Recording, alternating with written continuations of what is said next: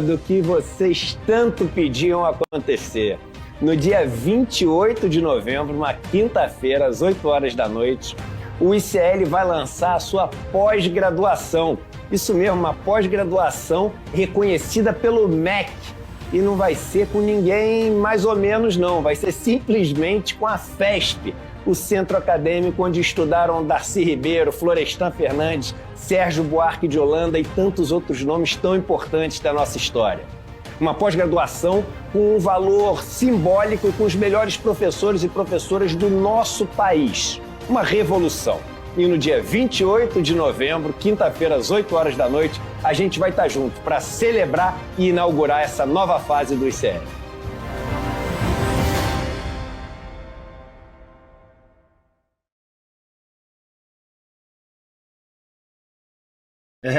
Amanhã está chegando a pós do ICL. Bom dia comunidade ICL. Seja bem-vinda para mais uma edição do Desperta, hoje comigo, César Calejon. O Demori teve um pequeno contratempo, mas ele estará de volta amanhã, firme e forte com vocês. Agora, 7 horas e 2 minutos, pontualmente. Estamos no ar pelas redes do Eduardo Moreira, a nossa do ICL, do Leandro Demori, e por nossas redes afiliadas que transmitem o nosso programa aí para todo o país e, por que não dizer, para todo o mundo. Então, muito bom dia para você que está acordando agora, que está já indo para o trabalho, que ainda está na cama, me ouvindo, ou está preparando aí o seu café da manhã, preparando as crianças para ir para a escola. Hoje, dia 27 de novembro, nessa quarta-feira, 7 horas e 3 minutos da manhã, precisamente, nesse momento. Gente, vamos começar aqui. Quero passar isso para vocês. Tem uma questão do tempo aí, que está muito seco. Né? Então, essa notícia é do Clima Tempo, né? Foi publicada ontem pelo colega Guilherme Borges, às 4h29 da tarde. Sudeste e Nordeste enfrentam baixa umidade relativa do ar. Vocês vão até reparar que, por vezes, a garganta seca, vou precisar tomar um pouco de água aqui, está muito seco, de fato, o tempo. Então, regiões do Sudeste e Nordeste enfrentam baixa umidade relativa do ar nessa semana, com índices abaixo de 30% em amplas áreas. Apesar da primavera ser conhecida por marcar a transição para períodos mais úmidos em boa parte do Brasil, o tempo seco ainda predomina em amplas áreas do Sudeste e Nordeste nesta semana. A umidade relativa do ar ficou abaixo de 30% em diversas regiões nessa quarta-feira, situação que deve persistir nos próximos dias, exigindo atenção redobrada com a saúde e a hidratação. Então, nessa época do ano, apesar de ter mais chuva, começa a ganhar força as chuvas aí nas regiões do interior do Sudeste e do Nordeste, podem enfrentar período de baixa umidade, especialmente em dias com predomínio de massas de ar seco. Essa condição, portanto, provoca desconforto, pode agravar problemas respiratórios. Tá?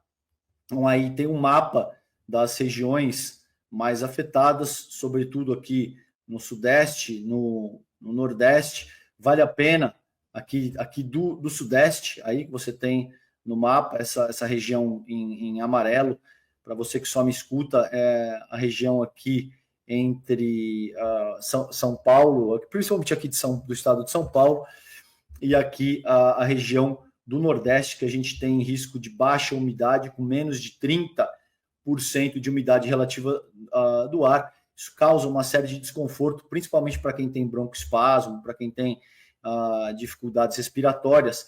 Vale a pena, se você tem um umidificador em casa, vale a pena utilizar um umidificador.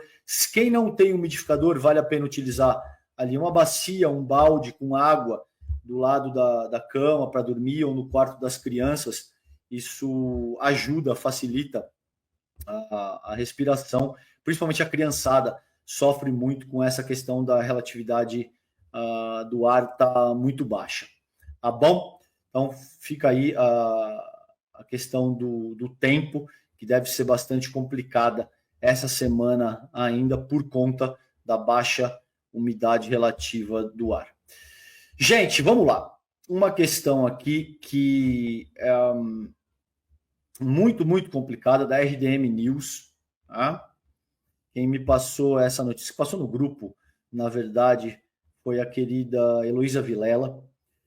E é o seguinte, gente, 290 deputados aprovam urgência a projeto que acaba com a função social da terra. Dificilmente vocês vão ver essa notícia em qualquer veículo de mídia hegemônica, tá? Por quê? Porque isso vai ao encontro dos interesses dos grandes latifundiários do país, que querem trabalhar grandes porções de terra, muitas vezes num caráter meramente especulativo. O cara não quer produzir nada, ele quer basicamente deixar a terra parada e ele não quer ter que lidar com essa questão constitucional de que a terra precisa ser produtiva ou ela pode ser desapropriada para efetivamente oferecer um pedaço de terra para quem quer produzir. Então, esse texto é do colega Humberto Azevedo, foi publicado ontem, dia 26 de novembro. 290 deputados aprovam urgência a projeto que acaba com a função social da terra. E aí é sempre assim. Toda vez que a gente tem uma pauta que vai ao encontro do grande capital e das estruturas que, de fato, comandam os rumos do país, a coisa avança, que é uma beleza, você tem caráter de urgência e tal. Agora, para pautar a questão do fim da escala 6x1, taxação de grandes fortunas, aí isso não anda. Né? É sempre assim. Então vamos lá. De autoria do sul-mato-grossense Rodolfo Nogueira, essa iniciativa que aprovou a urgência contou com o apoio do presidente da FPA, que é a Frente Parlamentar da Agropecuária, que é o deputado Pedro Lupion, e de deputados como Arnaldo Jardim e Otto Alencar Filho. Ele é filho do senador baiano Otto Alencar. 290 deputados federais aprovaram ontem, na terça-feira, 26 de novembro, a urgência ao projeto de lei 4357 de 2023, que retira da lei 8629 de 1993 a expressão, abre aspas, função social da terra, que obriga proprietários rurais a produzirem em suas glebas para evitar que se tornem improdutivas e, assim, passíveis de desapropriação para fins de reforma agrária. De autoria do sul-mato-grossense Rodolfo Nogueira, a iniciativa, que na prática acelera a tramitação da proposta, contou com o apoio aí, como eu acabei de dizer, da Frente Parlamentar de Apoio à Agropecuária, o deputado que tem presidida pelo Pedro Lupion, do PP, e de deputados como Arnaldo Jardim, do Cidadania, e Otto Alencar Filho, do PSD. Né? Então, outros 31 deputados do PL, PP, PSD, Republicanos de União Brasil, também apoiaram o pedido de urgência, tal como o atual presidente da Comissão de Agricultura, Pecuária, Abastecimento e Desenvolvimento Rural, o Evair Vieira de Mello. Em suma, o que isso significa, gente? A proposta retira da Lei 8620, que dispõe sobre a regulamentação dos dispositivos constitucionais relativos à reforma agrária, previstos na Constituição Federal, para estabelecer que, abre aspas, não será possível a desapropriação por interesse social para fim da reforma agrária a propriedade produtiva que não cumprir sua função social de terras produtivas. No argumento em defesa da proposta, o liberal sul-mato-grossense afirma que a desapropriação em razão do não cumprimento da função social da terra, que é torná-la produtiva, abre aspas para ele, pode ter consequências negativas, como a diminuição da produção agrícola, o que não faz o menor sentido, porque se a terra já é improdutiva, não faz o menor sentido alegar que isso vai diminuir a produção agrícola, com impacto negativo na economia brasileira e na segurança alimentar da população, o que também não faz sentido, considerando que a gente sabe que principalmente a maior parte do agro está organizada para exportação de commodity, tá? E a questão da alimentação dos brasileiros é muito mais endereçada por agricultura familiar, por estruturas como o próprio MST, que é o principal produtor de arroz orgânico do país, tá? Outro argumento apontado pelo deputado Rodolfo Nogueira para excluir da legislação a desapropriação de terras produtivas que não cumprem a função social da terra é que isso pode provocar conflitos sociais, uma vez que os proprietários dessas terras se sentirão prejudicados. E esses conflitos podem levar à violência e à instabilidade social. Bom, e disso a gente sabe, caro deputado. A questão é que esses produtores, esses proprietários grandes latifundiários, ao não produzirem nas suas terras, estão efetivamente incorrendo num processo que está previsto na Constituição Federal. Então, o cara não quer produzir na terra, ele quer deixar a terra eventualmente fechada para especulação, e aí ele também não quer ter a terra desapropriada, porque, de fato, ele se vê como dono da República, ele quer contrariar o que está posto na Constituição Federal. Então, isso aqui é um escárnio, trágico, e, infelizmente, tem maioria no Congresso Nacional, não é à toa que a bancada ruralista é tão forte hoje no Congresso Nacional, e 290 deputados aprovaram, portanto, a urgência desse projeto de lei que deve passar a tramitar para extinguir a função social da terra. Por que isso é trágico? Porque a questão da reforma agrária é uma questão central, considerando a forma como a desigualdade se reproduz no Brasil, desde do Brasil colônia, gente, desde assim, da primeira metade do século XVI, com as capitanias hereditárias e tal, mas, sobretudo, com a Lei de Terras, que é de 1850, 1851. Então, essa é uma questão, a questão da reforma agrária, que enquanto a gente não olhar com muita profundidade, com muita seriedade para isso, a gente vai ter esses processos de desigualdade e, consequentemente, de violência se agudizando em níveis exponenciais, tá bom? Vamos ficar de olho nisso, porque muito dificilmente vocês terão contato com isso através da grande mídia, da mídia corporativa. A grande mídia corporativa é parceira do agronegócio e não vai jogar luz sobre esse tema, tá? Muito bem.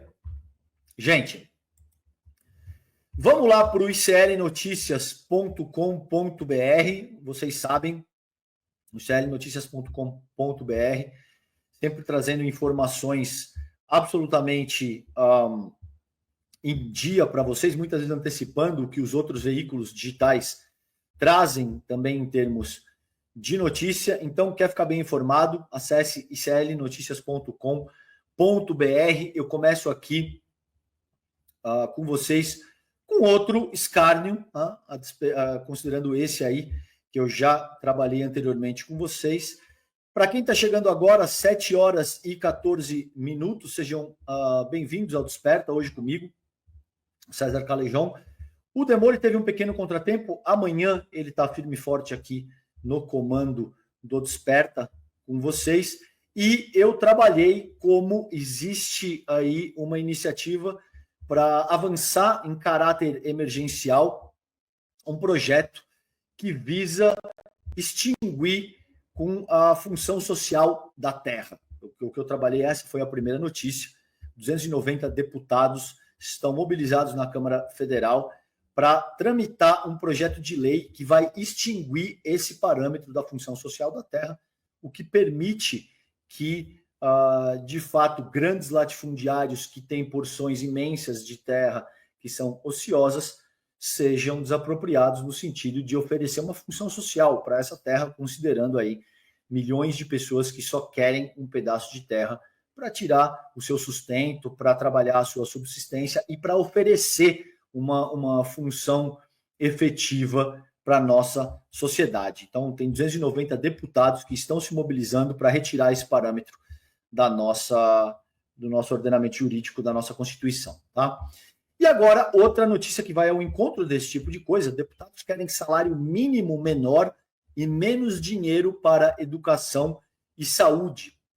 Parlamentares planejam iniciar a coleta de assinaturas nesta semana para que a PEC possa seguir para tramitação. Nesse caso aqui é uma proposta de emenda à Constituição. No caso anterior é uma lei, um projeto de lei. Tá? Vamos lá, esse texto aqui foi publicado hoje, agora há pouquinho, 6h24 da manhã, do dia 27 de novembro, no iclnoticias.com.br. Deputados pretendem uma PEC alternativa ao pacote de cortes fiscais que o governo federal está preparando.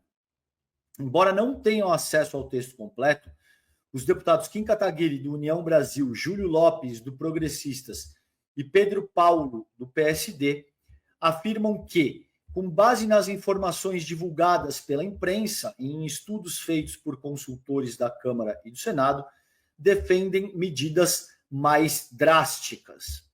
O objetivo seria estabelecer um período de transição com regras mais rigorosas, buscando alcançar o equilíbrio fiscal de forma mais célere.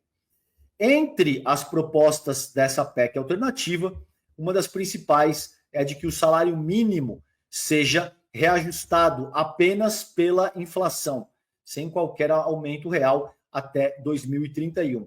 Vocês sabem que entre os governos Temer e Bolsonaro não houve qualquer aumento de salário mínimo real, ou seja, acima daquilo que é previsto pela inflação.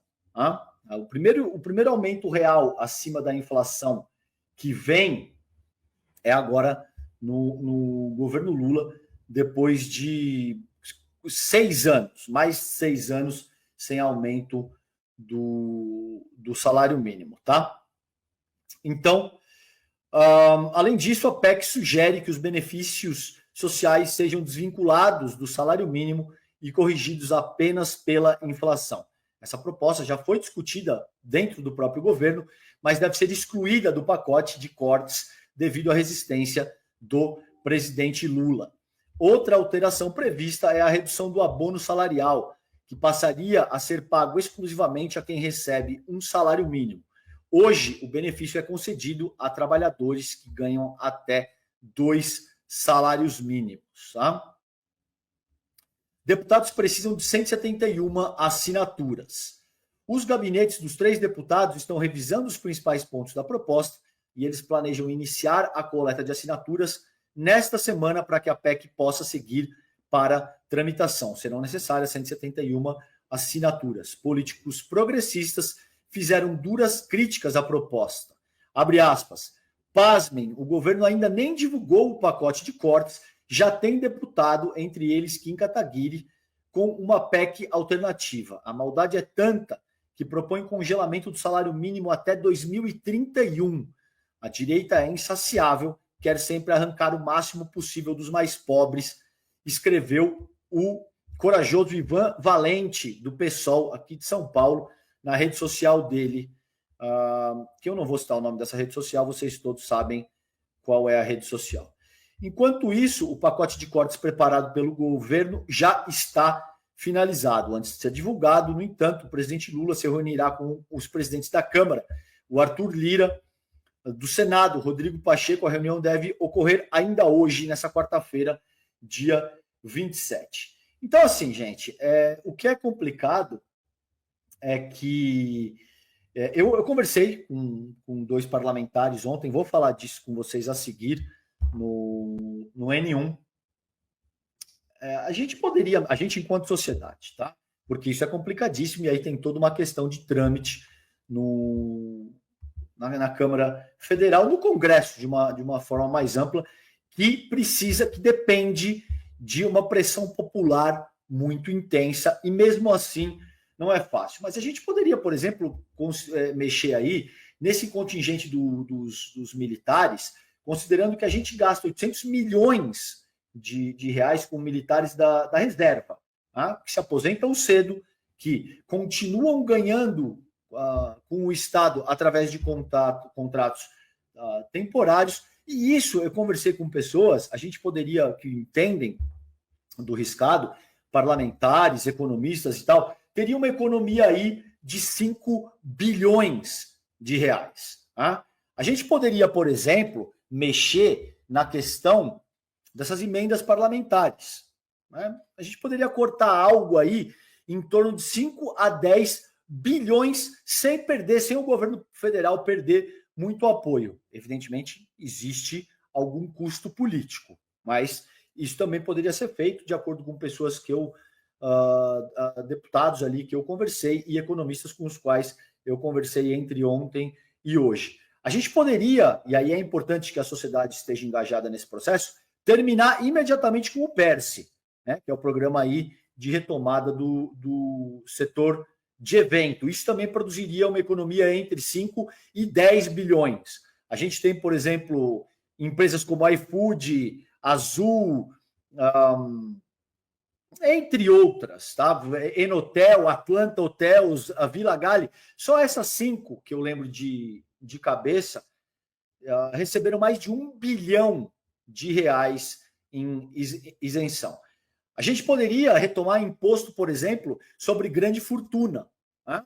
Que foi aprovado, teria que ser aprovado por lei ordinária. Já existem dezenas de projetos no Congresso Nacional, tudo isso está previsto pela Constituição Federal de 88, e a gente poderia focar o topo, né, da nossa pirâmide social, gente que tem patrimônio acima de 20 milhões, tá?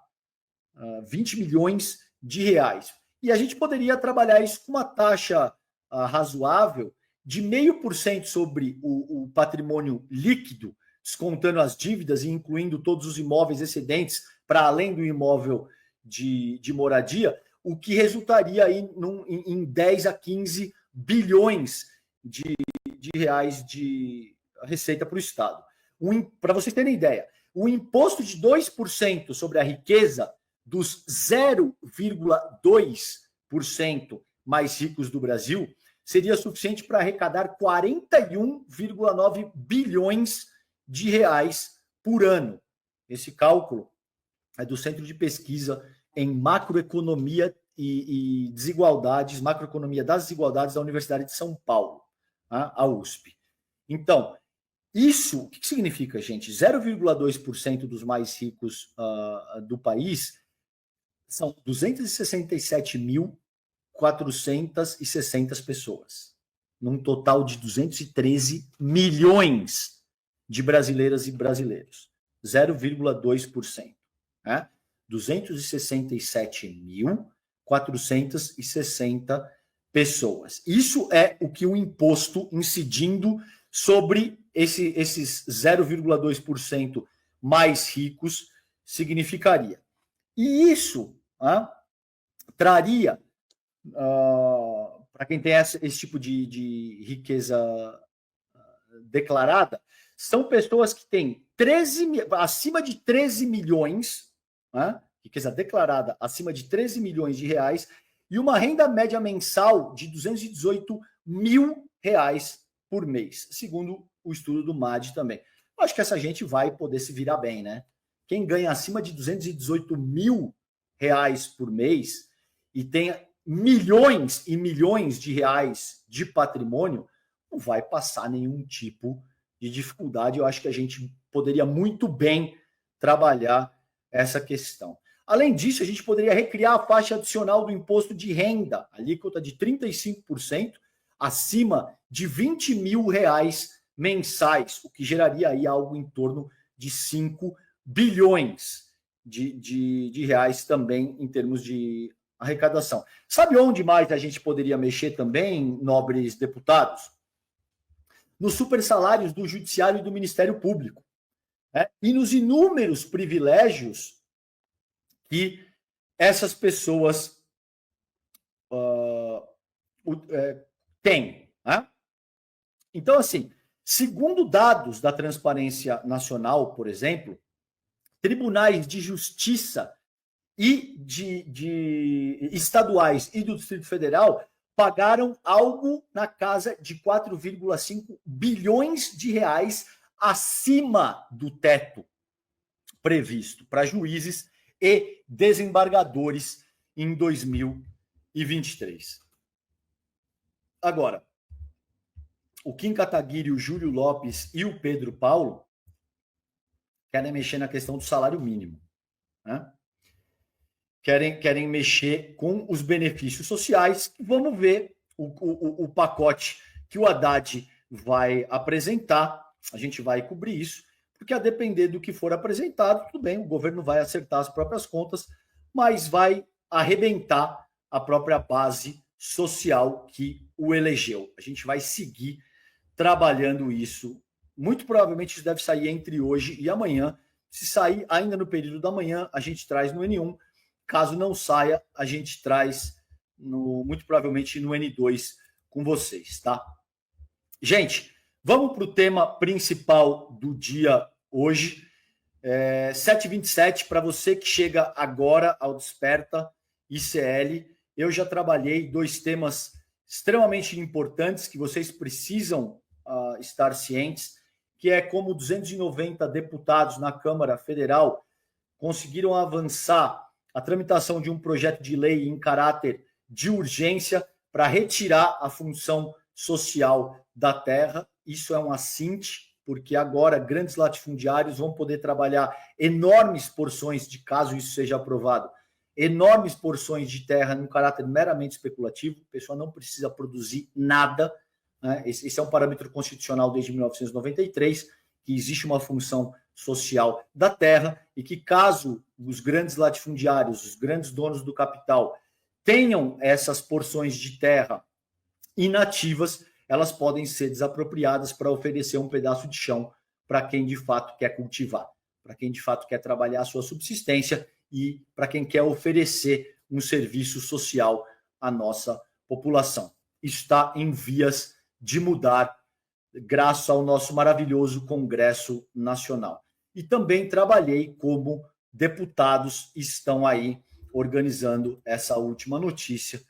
Querem tirar do salário mínimo, querem um salário mínimo menor, entre outras coisas, para considerar o equilíbrio fiscal que deve ser proposto pelo governo. Para esses deputados, Kim Kataguiri, o Júlio Lopes e o Pedro Paulo, as medidas precisam ser mais rígidas do que o time do Haddad já está organizando, tá? E agora vamos entrar no tema principal do dia, que é o grande inimigo da democracia. Esse texto está no iclnoticias.com.br. Todo mundo já sabia, né? Sendo honesto, todo mundo já sabia. O Bolsonaro, gente, é um cara que ascende para a vida pública lá na década de 90, isso ainda, dizendo que a ditadura matou pouco, que a ditadura deveria matar outros 30 mil brasileiros e brasileiras, incluindo o próprio Fernando Henrique Cardoso, que era o presidente da República. Bolsonaro disse isso, efetivamente. Então, não surpreende que ele seja o arquiteto, que ele seja o mentor, que ele esteja por trás de um golpe que tinha por objetivo principal matar o Lula, matar o Alckmin, explodir o Alexandre de Moraes e implementar a ditadura com a qual ele sempre sonhou no Brasil. Tá bom? Então vamos lá. Em seu relatório final da investigação sobre a tentativa de golpe de Estado no país em 2022, a Polícia Federal afirma que o ex-presidente Jair Bolsonaro tinha, abre aspas, pro relatório da Polícia Federal, plena consciência do plano para a ruptura democrática e que atuou para que a medida fosse adotada. Aspas para o documento da PF. Os elementos de prova obtidos ao longo da investigação demonstram de forma inequívoca que o então presidente da República, Jair Messias Bolsonaro, planejou, atuou e teve o domínio de forma direta e efetiva dos atos executórios realizados pela organização criminosa que objetivava a concretização de um golpe de Estado e da abolição do Estado democrático de direito, fato que não se consumou em razão de circunstâncias alheias à sua vontade, afirma a PF em seu relatório que foi liberado pelo Alexandre de Moraes ontem, na terça-feira, dia 26. Tá? Gente, quais são essas vontades alheias? O Jair Bolsonaro, corta para mim aqui, Jimmy, me coloca em tela cheia. O Jair Bolsonaro, ao que tudo indica, não teve o aval do Freire Gomes, que era comandante do Exército, e do Batista Júnior, que era o comandante do ar, tá? da aeronáutica. Isso significa que o Batista Júnior e o Freire Gomes são heróis que evitaram um golpe de Estado no Brasil? Mas nem de longe. Mas nem de longe. Vamos lá nessa análise. Primeiro que assim, militar legalista não faz nada além da sua própria função. O Exército, ele não é um poder moderador, ele é uma burocracia do Estado que tem por objetivo central garantir a soberania do país, a integridade das nossas fronteiras, prevenir a agressão externa contra o Brasil. Nesse sentido, militar legalista não faz nada além da sua própria função. E já tem gente querendo dizer que se trata de um grande homem e temos que celebrar esse grande brasileiro. Negativo, meus caros. Militar legalista não faz nada além da sua própria função. Se você quer exercer qualquer função política, saia das Forças Armadas, candidate-se, seja eleito e vai exercer qualquer função política.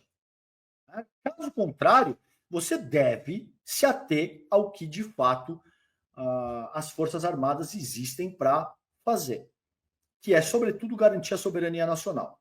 Como é que a gente garante soberania nacional? Tentando dar golpe de Estado, tentando ignorar a soberania do voto popular, que é o principal determinante na forma como o Estado se organiza. Então, assim, não tem absolutamente nada de herói nessa situação. Se esse é o caso, o Freire Gomes não foi adiante, o Batista Júnior não foi adiante, ninguém tem que dar parabéns para eles. Eles têm que ser percebidos como exercendo a função que se espera de um militar comprometido com a função que lhe é atribuída constitucionalmente. Tá? Esse é o primeiro ponto. Em seguida, eu também estou altamente inclinado, e aí é uma análise minha, eu também estou altamente inclinado a acreditar que as Forças Armadas, o alto comando das Forças Armadas de forma mais ampla, não embarcou na aventura golpista do senhor Jair Bolsonaro porque não houve apoio externo. Não houve apoio externo, principalmente dos Estados Unidos. Meses antes, a administração Biden envia para o Brasil a senhora Laura J. Richardson para ter uma conversa com o Braga Neto. Assim como fez também o senhor Lloyd Austin III, que são as pessoas que organizavam o Comando Sul dos Estados Unidos. Nessa reunião, essa é a minha análise, é isso que eu suponho, então se trata assim de uma especulação, porque eu não tenho apuração de quem estava nessa reunião, mas é bastante evidente supor que os Estados Unidos disseram que não haverá apoio para o golpe de Estado que está sendo pretendido. Não vai ser igual em 1964, quando organizou-se a Operação Brother Sun e, de fato, a gente teve figuras como Lincoln Gordon, como convencendo o Kennedy e depois o Lyndon Johnson a dar um golpe no país, o Vernon Walters, que era o adido no Brasil, fazendo todo o trâmite entre os estadunidenses e os militares golpistas. Isso não aconteceu nessa ocasião. Porque naquela ocasião aconteceu, veio o golpe, e foi um golpe que durou 21 anos e matou muita gente e desestabilizou o país. E a gente demorou 21 anos. E o sangue de muita gente que teve que lutar, entregando a própria vida para conseguir retomar os processos democráticos, as liberdades civis, os direitos políticos no Brasil. A questão central é que, muito provavelmente, as Forças Armadas brasileiras, que mais frequentemente do que não se comportam de forma submissa ao exército estadunidense, se comportam como um braço do exército estadunidense, não foram adiante com o golpe porque não tiveram o aval do tio Sam. Né? Então, não é nem questão de ser legalista. É questão de que não temos a autorização do nosso grande irmão, né, que exerce uma tutela sobre as nossas Forças Armadas, então a gente não pode fazer isso. Muito provavelmente o que está em jogo aí é isso. Não são nem que são militares legalistas, é que eles simplesmente não tiveram o aval das Forças Armadas estadunidenses para seguir com um golpe nessa ocasião. Agora, veja a seriedade do que está sendo proposto aí. Naquela ocasião, quem estava à frente do governo estadunidense era o governo Biden, que era um governo que percebia o bolsonarismo como um antagonista político. Quem é que vai estar no governo agora em 2026? Seja como for, para 2026 a gente tem um pleito presidencial.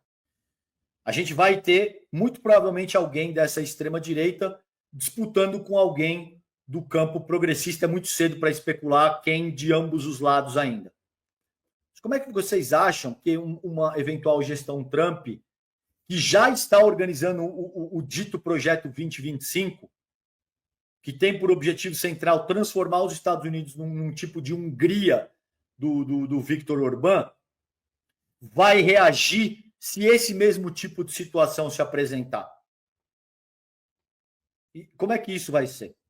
Porque não se enganem, todos esses articuladores do golpe ainda estão posicionados, ainda estão em condição de ataque. Os articuladores políticos, financeiros, midiáticos, todos, etc, etc. Todas essas pessoas que participaram de alguma forma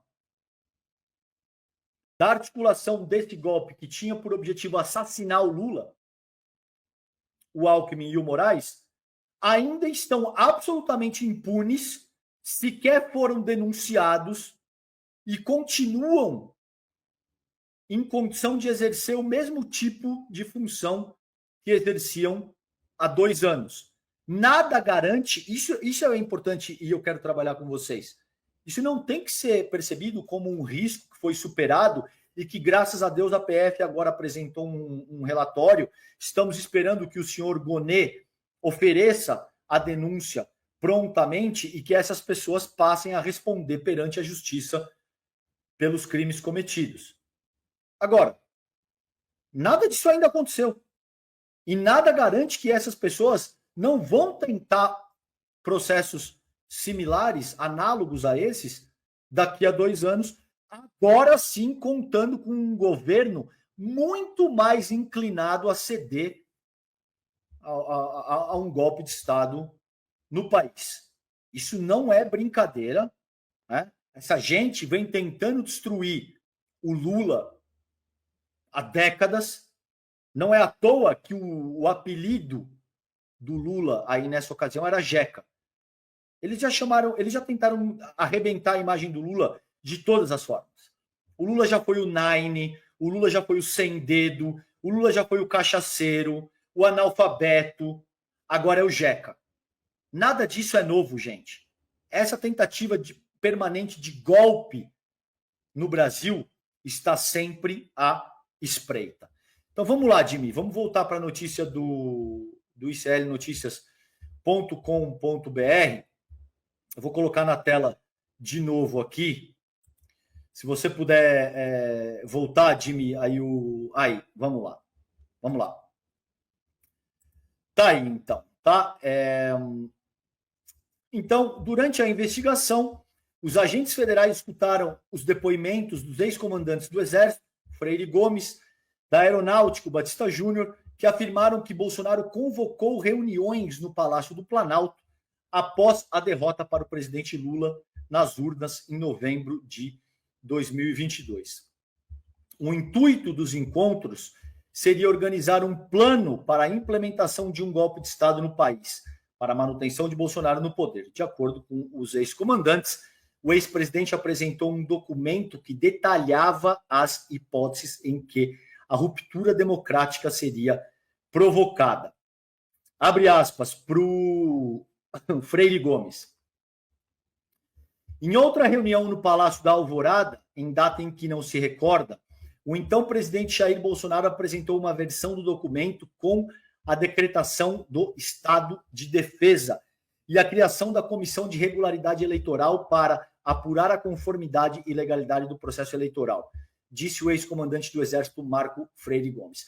Isso aqui também é outra coisa, gente, porque assim, a defesa do Bolsonaro vai tentar dizer a mesma coisa que eles alegaram durante o golpe contra Dilma, que foi tudo feito dentro dos ritos constitucionais, que não teve golpe nenhum, que eles estavam ancorados em preceitos constitucionais tais como 142, tais como defesa, estado de defesa, estado de sítio e tal. Gente, utilizar parâmetro constitucional para cometer crime não garante a legalidade do ilícito. Então, é verdade que existe o estado de defesa? Sim, é verdade. É verdade que existe estado de sítio? Sim, é verdade.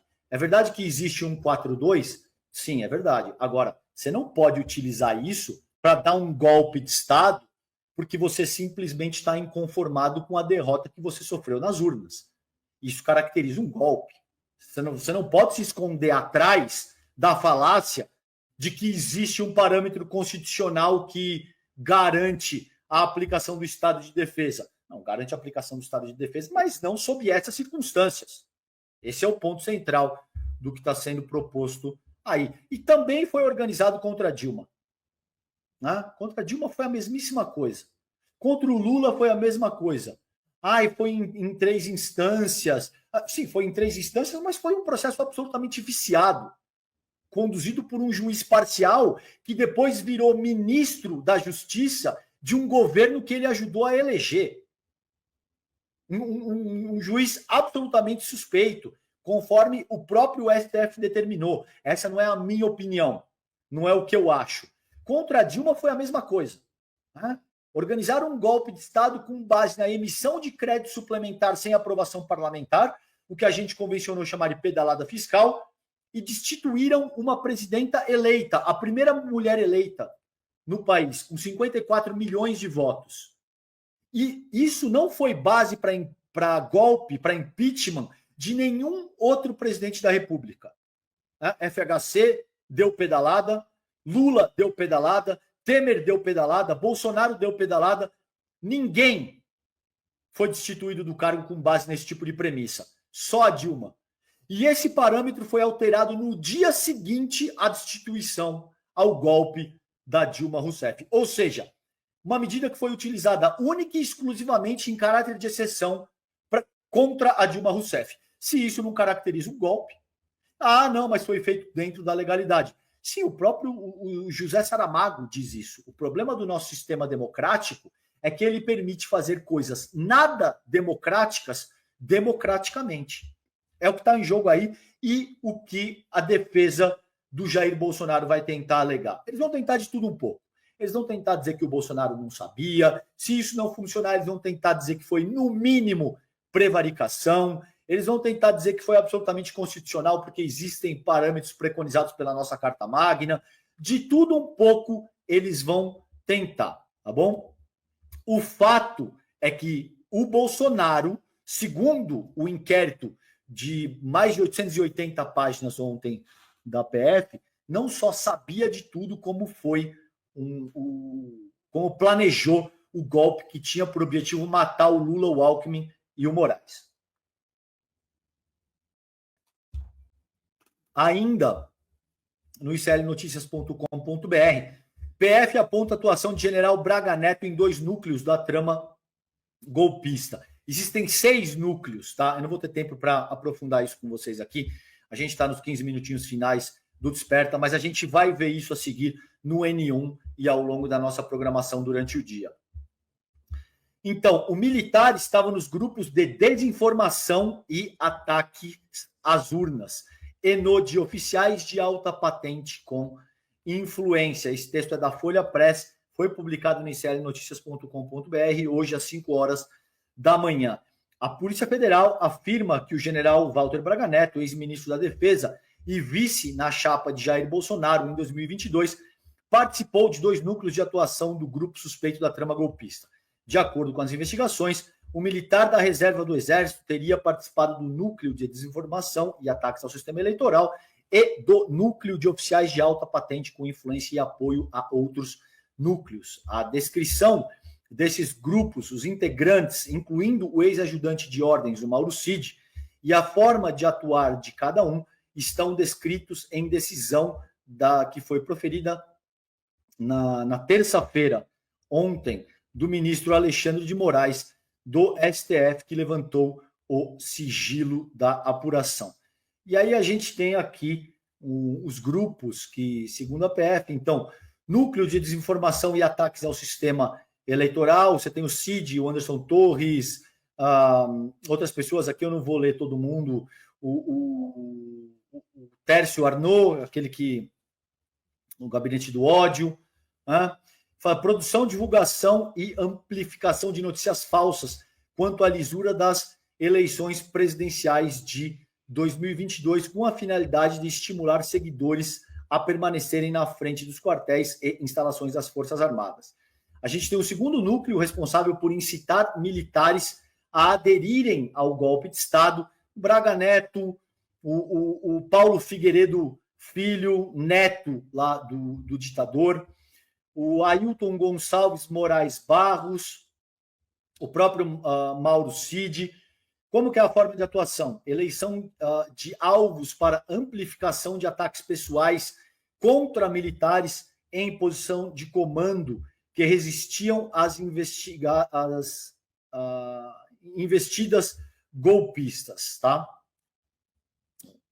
Núcleo jurídico, o Felipe G. Martins, que era aquele assessor especial de relações internacionais do Bolsonaro, o Anderson Torres, o próprio Mauro Cid. O Mauro Cid está em todas. Forma de atuação do núcleo jurídico, assessoramento e elaboração de minutas e decretos com fundamentação jurídica e doutrinária que atendessem aos interesses golpistas do grupo investigado. Núcleo operacional de apoio às ações golpistas. Sérgio Medeiros, Bernardo Neto, Hélio Lima, Rafael Martins de Oliveira. Forma de atuação, a partir da coordenação e interlocução com o então ajudante de ordens do presidente Bolsonaro, do ex-presidente, do então presidente Bolsonaro, Mauro Cid, atuavam em reuniões de planejamento e execução de medidas no sentido de manter as manifestações em frente aos quartéis militares, incluindo a mobilização logística e financiamento de militares das Forças Especiais em Brasília. Núcleo de inteligência paralela. Essa gente gosta de coisa paralela, né? Augusto Heleno, Marcelo Costa Câmara e o Mauro Cid. Como é que atuava? Coletando dados e informações que pudessem auxiliar a tomada de decisões do Jair Bolsonaro, então presidente da República, na consumação do golpe de Estado, monitoramento do itinerário, deslocamento e localização do ministro do Supremo Tribunal Federal, Alexandre de Moraes, e de possíveis outras autoridades da República, com o objetivo de capturar a detenção quando da assinatura do decreto. Núcleo do golpe de Estado, por fim, núcleo de oficiais de alta patente com influência e apoio a outros núcleos. Braga Neto, o Garnier da Marinha, que, o que tudo indica, segundo a PF, foi o único cara que, de fato, aderiu. Esse cara, ele disse que ele não prestaria continência ao Lula, o que, por si só, já caracteriza um ato de insubordinação. O Mário Fernandes, o Estevão Teófilo, o Laércio Virgílio e o Paulo Sérgio Nogueira. Como é que atuava? Utilizando-se da alta patente militar que detinham. Agiram para influenciar e incitar apoio aos demais núcleos de atuação por meio do endosso de ações e medidas a serem adotadas para a consumação do golpe. Tá bom? Gente, então, aí, aqui no G1, ainda nessa principal temática do dia, a apresentação de minuta do golpe, ataque ao sistema eleitoral, plano de fuga PF vê Bolsonaro no centro da trama golpista. Honestamente, não tem como escapar disso, gente. Não tem. Veja, a única forma do Bolsonaro escapar da cadeia seria uma decisão absurdamente política. E se esse for o caso, o ordenamento jurídico brasileiro não serve para mais absolutamente nada. Evidentemente, eu não consegui ler as 884 páginas do relatório da PF. Eu li uma boa parte entre ontem e hoje, mas assim, o documento está muito bem estruturado. Existem provas robustas de que o Bolsonaro não só sabia, mas como ele efetivamente era o coordenador. Ele era o arquiteto do plano que pretendia matar o Lula, pretendia matar o Alckmin e o Moraes. E eu me atrevo a dizer que a coisa não ia parar aí, gente. Assim como não parou em 1964. O Bolsonaro, quando ele disse, na frente das câmeras, que a ditadura teria que ter matado outros 30 mil brasileiros, começando pelo presidente da República naquela ocasião, que era o Fernando Henrique Cardoso, ele não estava brincando. Quando ele disse que ele queria fuzilar a petralhada, ele não estava brincando. Isso não é mero discurso retórico. Ele tinha por objetivo central conduzir uma ditadura sangrenta no Brasil, que começaria com a execução do Moraes, do Lula e do Alckmin, mas não pararia por aí.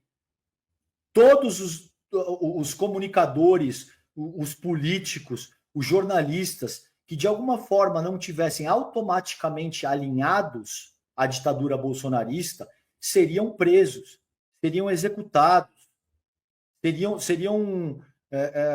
submetidos a processos análogos ao que aconteceu a partir de 1964. Cadeira do Dragão, pau de arara, sumiço. A família das pessoas sequer consegue enterrar porque não tem corpo. Você não consegue nem elaborar um processo de luto adequado. E era para isso que o Bolsonaro estava se organizando, mas que ele ainda está organizado. Nada disso foi desmantelado. Eu repito, todas as lideranças políticas, militares, financeiras, de comunicação, ainda estão absolutamente na mesma posição em que elas estavam há 2 anos. Nada disso mudou.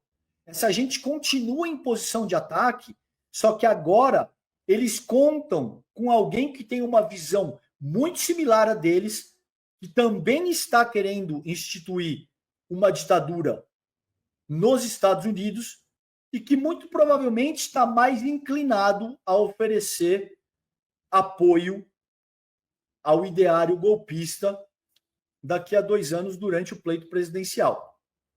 Nada disso acabou, gente. Tá? Então, muito brevemente, o relatório da Polícia Federal divulgado ontem, na terça-feira, apresenta a ação de diversos políticos e militares na trama golpista que ameaçou a democracia entre o fim de 2022 e o início de 2023. Está vendo? Não era só entre o fim de 2022 e o início de 2023. A nossa democracia segue ameaçada nesse exato momento, enquanto eu falo com vocês. Tudo isso ainda está absolutamente no lugar que estava no fim de 2022. Então, um dos políticos com papel central na trama, segundo a PF, é o ex-presidente Jair Bolsonaro, que seria beneficiado com o golpe de Estado. O nome de Jair Bolsonaro é citado 643 vezes no documento. Então, ele era o planejador, entre aspas. A investigação da PF coloca o Bolsonaro como planejador, dirigente e executor dos atos que levariam ao golpe de Estado. De novo, esse é um sonho antigo do Bolsonaro. Ele vem dizendo isso há décadas, que ele, de fato, sonha com uma ditadura que teria que matar 30 mil brasileiros. Tá? Um dos trechos do relatório afirma que, abre aspas, Jair Bolsonaro tinha plena consciência e participação ativa nas ações do grupo. A PF também diz que Bolsonaro tinha domínio, entre aspas, dos atos executados. abre aspas para o documento, os elementos de prova obtidos ao longo da investigação demonstram de forma inequívoca que o então presidente da República, Jair Messias Bolsonaro, planejou, atuou e teve o domínio de forma direta e efetiva dos atos executórios realizados pela organização criminosa que objetivava a concretização de um golpe de Estado e a abolição do Estado Democrático de Direito. O fato, contudo, não se consumou em razão de circunstâncias alheias à sua vontade. Eu já trabalhei aqui isso com vocês no começo desse programa. O que era alheio à vontade do Bolsonaro foi a não adesão, sobretudo do Freire Gomes e do Batista Júnior, e que também, muito provavelmente, não aderiram, porque não houve a permissão das Forças Armadas dos Estados Unidos, do governo estadunidense, naquela ocasião, tá? Gente, 3 minutinhos finais aqui, eu só quero deixar... A gente vai continuar trabalhando esse tema no N1. Eu só quero deixar o registro com vocês aqui, essa notícia da CNN, da colega Mariana Catati. Desculpa, Mariana, se eu pronunciei errado o seu sobrenome.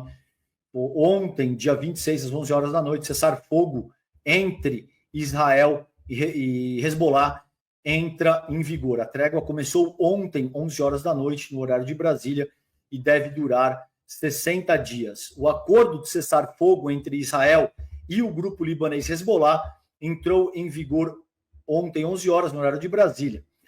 Segundo o presidente dos Estados Unidos, Joe Biden, a trégua começaria a partir de 4 horas da manhã, no horário local. O Gabinete de Segurança de Israel aprovou, na terça-feira, ontem, a proposta elaborada pelos Estados Unidos em parceria com a França.